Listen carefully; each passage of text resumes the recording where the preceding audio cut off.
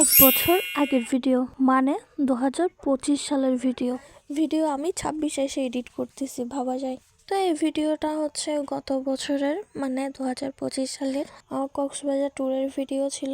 তো আমরা ডিসেম্বরের 26 তারিখ নাইটের গাড়িতে উঠছিলাম, 27 তারিখ কক্সবাজার গিয়ে পৌঁছাই। তো আমরা ভোরে ভোরে পৌঁছাই যাই বলতে 4:30টার দিকে আমরা পৌঁছাই যাই।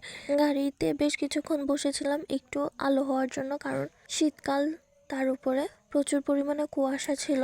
আর রাত্রে গাড়ি চালাইতে মোটামুটি ড্রাইভারের অনেক কষ্ট হয়েছে। অনেক জায়গায় এত কুয়াশা ছিল সে বলার বাইরে। তবে ড্রাইভার অনেক ভালো ছিল আর প্রচুর ভালো সার্ভিসও দিছে। তো মন্দিরে সবাই ফ্রেশ হয়ে আবার সেম গাড়িতে উঠে আমরা বিচে চলে আসছি। আর বিচের সামনে একটা হোটেল ছিল, সবাই মিলে ফার্স্টে ওইখানে নাস্তা করে, আসলে পেট শান্তি তো দুনিয়ায় শান্তি, তাই না? কারণ আমরা তার আগের দিন রাত্রে সবাই ভাত খেয়ে তারপরে গাড়িতে উঠছি, অবশ্যই খিদা লাগার তো কথাই।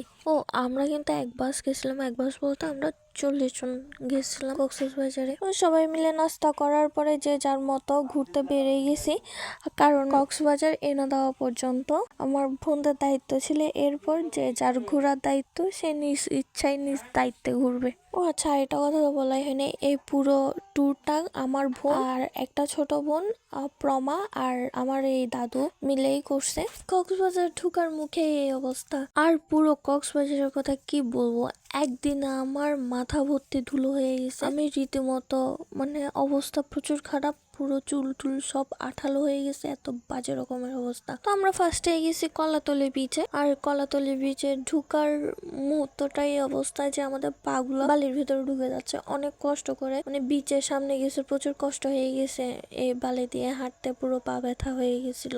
তো এই যে দূরে দেখা যাচ্ছে ফাইনালি আমার স্বপ্নের কক্সবাজার, যেটা আমি শুরুর দিন থেকে বলে আসতেছি। আপনারা হয়তো অনেকে দেখছেন, আমি ফেসবুকে পোস্ট করছিলাম যে ফাইনালি আমি আমার স্বপ্নের কক্সবাজার আসছি।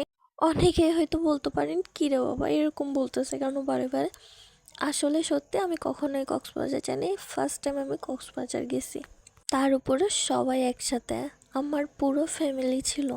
ও ফ্যামিলির কথা কি বলবো, আমরা বিচে আসার আগে আমার মারা এসে সোজা পানির কাছে চলে গেছে। আর এইদিকে আমি আর আমার বোন আমার মাদেরকে খুঁজতেছি, তাদের কাউকে দেখতে পারতেছি না যে কোথায় চলে গেছে। এখানে এত মানুষ, আমরা এত বড় বিশাল বিচের মধ্যে আমি আমার মাদেরকে কোথায় খুঁজবো, মানে কি একটা অবস্থা।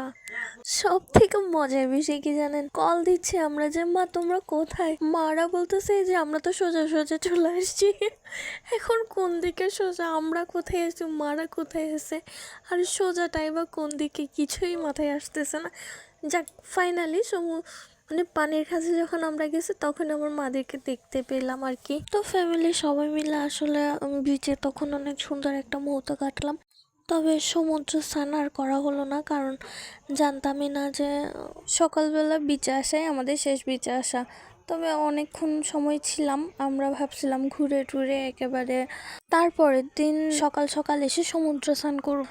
প্রথম দিন আগে ঘুরে টুরে দেখে আসি কোথায় কি আছে, তারপর গিয়ে বিচে মানে তারপরের দিন স্নান করব। তবে আমার বোন আমাদেরকে বলেই নাই যে আমরা তারপরের দিন ভোরে ভোরে আবার রামুর উদ্দেশ্যে রওনা হয়ে যাব। তো যাই হোক, ইচ্ছে ছিল মোটামুটি সব জায়গায় ঘুরে দেখা, তবে ওটা তো হয় নাই সময়ের স্বল্পতার কারণে। ইচ্ছা আছে আবারও কক্সবাজার যাব আর সব জায়গা ঘুরে দেখবো। তো বিচের মধ্যে ময়লা আবর্জনা দিয়ে খুব সুন্দর করে একটা দানব আকৃতির রাক্ষস বানাইছে। আসলেই সত্যি কক্সবাজার প্রচুর ধুলাবালি, নোংরা, অপরিষ্কার। আমার মনে হচ্ছে কক্সবাজারের মতো নোংরা জায়গা আর বাংলাদেশে কোথাও নেই। আর ঝাউ বাগানের কথা কি বলবো, ওই জায়গাটা সত্যি অনেক অপরিষ্কার। একেবারে ওই জায়গা বরাবরই এই ময়লা আবর্জনা দিয়ে দানবটা তৈরি করা হয়েছে, একেবারে পারফেক্ট জায়গায়।